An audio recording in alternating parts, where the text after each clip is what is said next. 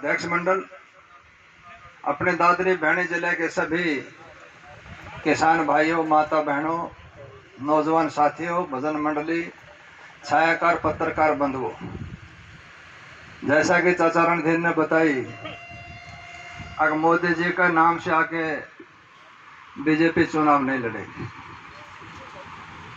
जब महाभारत जीत के अर्जुन और कृष्ण दोनों साथ चल रहे, रास्ते में भगवान श्री कृष्ण से अर्जुन ने कहा कि महाराज मेरे बाण देखे, इस पूरे महाभारत को जताने वाला अकेला मैं था। तो भगवान कृष्ण तो माया रूप थे, उसने कहा कि इसका अहंकार पैदा होगा, इसलिए इसकी परीक्षा जरूर लेनी चाहिए। वो 5, 10, 20 किलोमीटर, 100 किलोमीटर चले तो आगे एक औरत के साथ 5-7 भील, माया रूप था, उसके लपेट दिए, वो गाबा पाने लगे। वो औरत चिल्लाई, बचाओ बचाओ। जब औरत के रोने की आवाज अर्जुन और कृष्ण के दोनों के कानों में पड़ी तो भगवान श्री कृष्ण अर्जुन से कहा कि अर्जुन, क्षत्रिय का धर्म नहीं है किसी बुला के जित को लुटते देखना, जाइए आप। अर्जुन धनुष बाण लेके गया और बिल्लों के पास, वो बिल्ला ने उसका बड़कुल लगे साथ मुंह बना दिया और वो धनुष बाण लिया खोज। जब कहा था समय कराए नर क्या करे, वही अर्जुन वही बाण। ये समय होता है, आदमी कुछ नहीं होता। इस धरती को तोलने वाले भी चले गए। मैं भाइयों को बताना चाहता हूं कि जो आप शांति प्रिय जो आंदोलन कर रहे हैं, चला रहे हैं, ये बहुत बड़ी ताकत है। और चाहे कितने आके चले जाए, कितने और आके जाएंगे, लेकिन नीति और नियत जिसकी ठीक होगी उसको कामयाबी मिलेगी। तो आप जिस प्रकार शांति प्रिय धरने से लगातार बैठे हैं, तो ये जो आत्मा की आवाज है, ये लोहे को भी भस्म कर सकती है। गरीब की बददुआ चाहे कितना बड़ा हो, कितना अहंकारी हो, उसको लेके बैठ जाती है। तो मैं भाइयों को कहना चाहता हूं कि हमारा सबका कर्तव्य बनता है, हम अपने ईमानदारी के साथ लड़ाई लड़ रहे हैं और इसमें विजयश्री होगी। जो मेरे दूसरे भाई भी हैं, जो नौजवान साथी हैं, सहयोग करना बगैर नौजवान के कुछ नहीं है, लेकिन होश के साथ, बिना काम ने इस ताकत का मिसयूज नहीं करना। बिना काम ने जहां टकराव की जो वहां टकराव नहीं करना, वहीं ताकत लगानी जहां जरूरत हो। लेकिन कई बार क्या होता है, अपनी तरफ से आवेश में आके और फिर वो उसका आंदोलन का ध्यान डाइवर्ट हो जाता है। मैं भाइयों से कहना चाहता हूं कि हमने अपनी तरफ से ऐसा कोई मौका नहीं देना। इससे बड़ी कोई ताकत है नहीं, तो शांति प्रिय बैठे हैं, इससे बड़ा कोई आंदोलन हो ही नहीं सकता। इससे बड़ा जो टकराव वो कुछ भी नहीं है, इससे बड़ी कोई बात नहीं है। शांति सबसे बड़ी चीज है। मैं एक बात आपको और बताना चाहता हूं। राजा जनक महल के अंदर सो रहा, एकदम आंखों कड़ गई और उसको सपना आया कि भूख प्यास से जंगल के अंदर तड़फ रहा और प्राण लकड़ रहे हैं। उसके एकदम आंख खुली तो उसने देखा कि राजमहल के अंदर सो रहा है। उसके एकदम वेदना हो गई, भाई जंगल बियाबान में भूख प्यास से तड़फ के मर रहा, वो सच्चा है, या राजमहल के अंदर गद्दे के ऊपर सो रहा, ये सच्चा है। दिमाग में फतूर बढ़ गया, सारी रात घूमता रहा, नींद नहीं आई। सुबह उठा तो तमाम ब्राह्मण देवता ज्ञानी धनी इकट्ठा कर लिया। अरे 2 करोड़ की बात है, और नंबरदार है, पास लगा लिए बाजी, हाँ तेरा इतना ही कहूं। सुबह उठते उसने तमाम ज्ञानी धनी बुला लिया और उनको कहा कि जो मेरे सवाल का जवाब देगा उसको आधा राज, आधी धन दौलत, लेकिन अगर सवाल का जवाब नहीं दिया तो हालत क्या में तिहाड़ कैसी बड़ी जेल बना रखी। नंबरवारी आते रहे, पूछते रहे, बोले ये सच्चा कि वो सच्चा, किसी ने पता तो था ही नहीं। सारी जेल ठाडी बढ़ दी। कई साल हो गए, ब्राह्मण सारे ज्ञानी ध्यानी जेल के अंदर पड़े। अष्टावक्र अपने साथियों के साथ 8 साल का था और उसके शरीर में 8 बल थे, बहुत काला रंग था, बहुत कोबड़ा। वो बच्चों के साथ खेले तो बच्चों ने पूछा भाई आपके पापा का नाम, क्यों उसकी माँ ने उसको बता नहीं रखा था, भाई कौन तेरा पापा है, कहाँ तेरा पापा है, क्योंकि वो तो जेल के अंदर बंद पड़ा था पंडित जी महाराज। जब उसने कहा कि सब बच्चों ने आपस में पूछा भाई आपके पिताजी का क्या नाम है, बोले फलाना रणधीर सतवीर धर्मपाल, जो भी नाम बताए। उन बच्चों ने पूछा कि आपके पापा क्या नाम है? तो उस बच्चे को पता नहीं था। बोला मैं जाके आता हूँ, मुझे पता नहीं है, मैं अपनी माँ से पूछ के आता हूँ। अष्टावक्र अपनी माँ के पास गया और जाके बोला माँ मेरे पिताजी कौन है, कहाँ है, क्या नाम है, कुछ बता, मेरे साथी पूछ रहे। बोला नहीं बेटा ऐसी कोई बोलना, कुछ कुछ बात है वो बता। उसने कहा कि बेटा आपके पिताजी का नाम फलाना ब्राह्मण है और वो राजा जनक की जेल में 12 साल से पड़े है। बोले मेरा पिताजी जेल में पड़े है? बोले हाँ। तो बोले फिर औलाद का धर्म क्या होया? मैं अपने पिताजी को छुटा के लाऊंगा। उसने बोले रे मुश्किल तो हाथ में लेने को हुए थे, वो 12 साल तक पंडित जी जेल में पड़े थे। अरे तू चला जाएगा भाई, डांट दे। बोले नहीं माँ धर्म बनता है मेरा। तो अष्टावक्र राजा जनक के दरबार की तरफ चल पड़ा।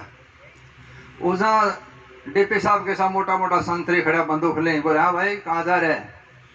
बोला जा राजा जनक के दरबार में जा रहा हूँ और उनको बता दो कि कोई ब्राह्मण आया है और उसके सवालों के जवाब देने के लिए आया है। बोले गेट पर खड़ा रहा, हम सूचना देते हैं।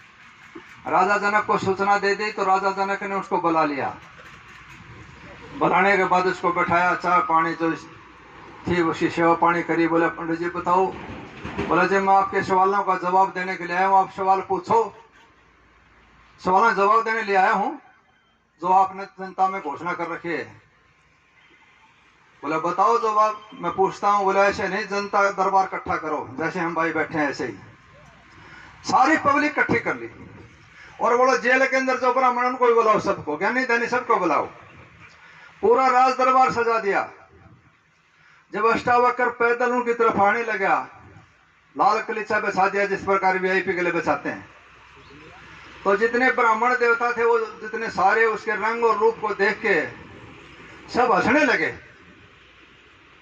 जब उसने बावड़ के देखा तो सब हंस रहे हैं। तो राजा जनक से कहा कि राजा जनक आपने बिल्कुल ठीक बंद कर रखा है इनको, ये चमड़ी की पहचान करने वाले हैं, ये ब्राह्मण नहीं है, ज्ञान नहीं है, ब्रह्म का जो ज्ञान है वो ब्राह्मण है। और सारे खामोश हो गए। स्टेज के ऊपर ले जाए बैठा दिया तो पूछा भाई पंडित जी महाराज बताओ सवाल का जवाब दो। तो बोले गुरु बन के पूछ रहा है चेला बन के? बोले जी सवाल तो चेला बन के पूछ रहा हूँ।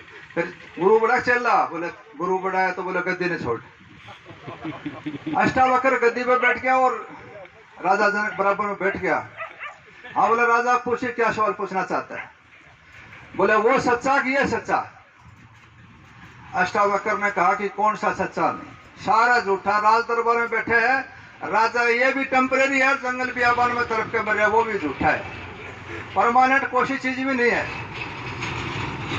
बोले ब्राह्मण देवता अष्टावक्र मैं 100 जन्म का ब्रह्म ज्ञानी हूं। 100 जन्म तक मुझे याद है, मैंने अपनी माँ का जन्म लेने के बाद 100 जन्म तक वो गलत काम करा नहीं, फिर मेरे को सजा क्यों मिली? बोले 112वें जन्म में जा और वहां जाके देख। मेरे बुजुर्गों भाइयों, मेरे कहने का तात्पर्य यह है राजा जनक जैसे ब्रह्म ज्ञानी को 100 जन्म पीछे की सजा मिल सकती है, और जो भाई उरा मंडली मारी मौज मस्ती ला रहे खोटा कर ला रहे वे के सोचे है बच नहीं सकता उस माल्य की निगाह से। जिसने भी खोटा कराया उसका रिजल्ट बुरा होगा, चाहे कोई राजा हो, रंक हो, रैयत हो, फकीर हो, घरबारी हो, दरबारी हो, कर्मचारी हो, व्यापारी हो, चाहे कोई भी हो, कर्म की सजा भोगनी पड़ेगी। ठाड़े श्री महाराज का डीठ लग रहा था, दोनों तरफ से मैणकाश गांव से महाराज झाड़ा लगाता था और चरखे गांव में डेरे में ठाड़े श्री महाराज दोनों कोशे तो कोशे नहीं आवे। गांव वाला ने फैसला कर दिया भाई गेट तक तो मैणकाश के भाई लाऊंगा कबूलनाथ ने, और चरखे की पंचायत लाओगी गेट तक ठाड़े श्री महाराज ने दोनों को बुलाया। जब दोनों की आंख मिली तो ठाड़े श्री महाराज ने कहा कि कबूलनाथ आपके झाड़े पर मुझे शक नहीं है। महाराज को बोला आप झाड़ा लगाएंगे मेरा भी ठीक हो जाएगा।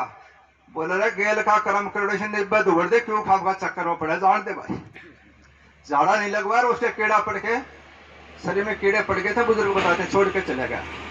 मेरे कहने का मतलब है कोई बच नहीं सकता, चाहे कोई मंत्री हो, चाहे मुख्यमंत्री हो, चाहे प्रधानमंत्री हो, जो भी गरीब की तकलीफ देगा, गरीब की बददवा मिलेगी, उसका एंड निश्चित है, कंपलसरी है भाइयों का साथ। इसलिए तो हमारे कोई मौका मिला है, ये तन ये मन ये धन भगवान ने दिया है, कर्म जोड़ नहीं है, कुछ कर्म करने के लिए आए। कितना है इकट्ठा कर लो, अपनी औलाद को सेटिस्फाई नहीं पाया। सबसे जरूरी है अपने बच्चों के अंदर अच्छे संस्कार, अच्छी तालीम। और मैं फिर भी कहना चाहता हूं, ये मौका मिला है, किसी गरीब की सेवा करके दबा लें। मत छेड़, किसी गरीब को रो देगा, ऊपर वाले ने सुन ली तो दुनिया से खो देगा। गरीब की सेवा करके दबा लें और अपना अगला जीवन जो हम भोग रहे हैं ये पिछले जन्म का सौदा है। कई भाई कहते हैं भाई सारी उम्र खोटा करा और कच्चा काटे, वो कच्चा काट गया, पिछला अगला कहाँ जाएगा उसका पता नहीं है। इसलिए मौका मिले हम ऐसा काम करके जाए जिस प्रकार आप बैठे हैं। ये आपकी भक्ति है, आपकी परीक्षा है, आपकी तपस्या है, रंग लेगी। आप हिस्सेदार हो उसके अंदर। जो भाइयों के साथ जुल्म और जुल्म को रोकने लिए आप त्याग और तपस्या कर रहे, गर्मी के अंदर जो लू चल रहे हैं, आप अपने शरीर को तपा रहे हैं, ये रंग लेगी। और इसका बेनिफिट इस जन्म में तो मिलेगा, अगले जन्म में मिला, क्योंकि जुल्म के खिलाफ लड़ाई लड़ने वाला बहुत मजबूत होता है, भगवान का रूप होता है। इसलिए 2-3 नारे मेरे कहने से लगाना। आपकी आवाज जो ऑक्सीजन का रूप करते हैं हर टोल के ऊपर। तमाम भाइयों से, मेरी दूसरे भाइयों से प्रार्थना है, गाँव में ताश खेलते हैं, क्या फायदा है। इसका टाइम यहाँ भाइयों के साथ लाएं। भाइयों के साथ जीना और भाइयों के साथ मरना, इससे बड़ा कोई फायदा हो ही नहीं सकता। और मैं तो नेतागिरी में कहता हूँ, खाम खा बैठे हैं, कुछ नहीं, झूठा सौदा है। इस राजनीति का मकसद धन दौलत इकट्ठी करना, मौज मस्ती मारना नहीं है। लेकिन ये भाई सोचते नहीं बैठी रहेगी, कुछ नहीं, ये तो टेम्परेरी सौदा है, जाना पड़ेगा। सारा सौदा हिसाब होगा। इंसान द्वारा बना हुआ कंप्यूटर अरबों खरबों का हिसाब रखता है, और जिसने इंसान को बड़ा उसका कंप्यूटर कैसा होगा। इस फोन के अंदर जैसे चिप है ना, चिप, हर जीव के गल में चिप डाल रखी है मालिक ने।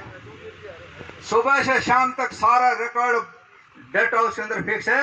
आंगली मार दे साथ, क्लिप कर दे साथ, सारा रिकॉर्ड बाहर आ जाएगा, कोई बचेगा नहीं। इसलिए मौका मिले है कि हम ऐसा कर्म करके जाएं कि आने वाली पीढ़ी याद रखे, हम अगले अपना भविष्य सुधारें। दोबारा कर्म यो नहीं मिले कुछ कर्म करने के लिए। जिस प्रकार ये साधु संत जो होते हैं, ठाणे श्री महाराज, गुलाबगिरी, जमुनागिरी, जमुनादास, पालीदास, रैदास, तुलसीदास, गरीबदास, जितने भी मुस्कोटी के संत हुए, ये जन्म लेते हैं जब चाहे जब, जीव को चेताने के लिए आते हैं, और जब चाहे जब वापस चले जाते हैं। ये कर्म दोबारा अपने आप को शोध कर लेते हैं, उस अवस्था में पहुंच जाते हैं। इसलिए 2-3 नारे मेरे कहने से आप सोचते हो भाई पता नहीं किसी बावड़ी बात करे है, लेकिन मैं आपको बताना चाहता हूँ, आप अपनी सोच है, आप अपनी भूख है। हर आदमी अपनी भूख में लगे रहता है। धर्मात्मा धर्म में राजी, पापी पाप में राजी, चोर चोरी में राजी, जार जारी में राजी। चाहे किसी का मंदिर की घंटी खोल के लिए हो जाएगा, क्यों? लाचार है वो, उसकी सोच है उसके अनुसार। तो इसलिए इन सब छोटों को बातों ने छोड़ के हम एकाग्रता के साथ इसी प्रकार डटे रहें। 2-3 नारे आवाज बुलंद करना। तमाम मेरी भाइयों से प्रार्थना है, और जितने भी भाई हैं ज्यादा से ज्यादा कल और ज्यादा संख्या में पहुंचे और शांति प्रिय अमन चरण के साथ 2-3 नारे लगाना। किसान एकता, भाव एकता, भाईचारा एकता, नारी शक्ति। तमाम भाइयों की बहुत बहुत मेहरबानी।